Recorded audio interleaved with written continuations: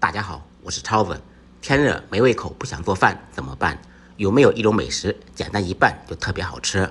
试试这一道懒人版鸡丝凉面，爽滑筋道又入味，3分钟就能学会。做法超级简单，首先准备小块鸡胸肉，冷水放入锅中，放入少许葱姜，少许黄酒，少许生抽酱油，开大火烧开锅。开锅以后转开中火煮8分钟，煮好以后捞出，稍微晾凉，把鸡胸肉撕成粗一点的细丝。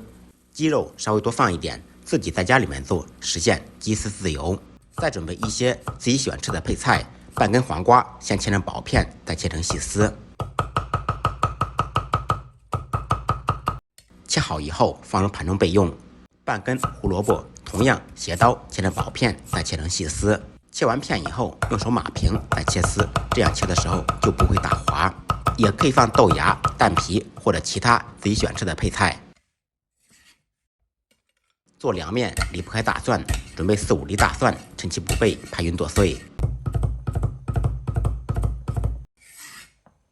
不能吃辣的同学放2个小米辣锻炼一下，切成小圈。切好以后一同放入碗中，放入1小勺辣椒面，100多粒白芝麻，浇上热的葱油，呲一下香味就出来了。接下来把给钱都不会卖的秘制麻酱汁免费分享给大家。碗中放入2勺芝麻酱，1小勺花生酱，半小勺盐，1勺白糖，2勺生抽，2勺香醋，1勺老抽，1勺蚝油。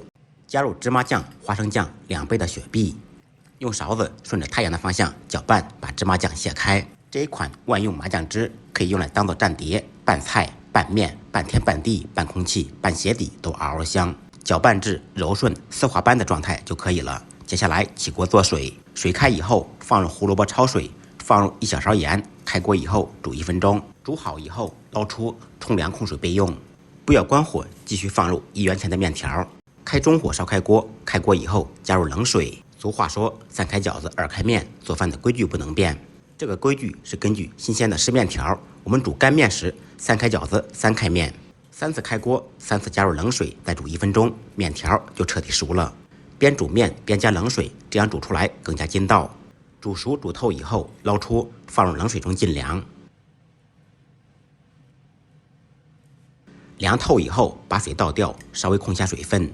控水以后把面条放入盘中，摆上胡萝卜丝、黄瓜丝和鸡丝，倒入调好的无情麻酱汁，用我家黑色的筷子朝着太空的方向搅拌均匀，一道超级好吃的懒人版鸡丝凉面就做好了。天热没食欲，可以试一下面条这样做，真的是太香了。喜欢吃面的同学一定要收藏起来，试着做一下。感谢您的支持点赞，再忙再累记得按时吃饭。下期视频见，拜拜。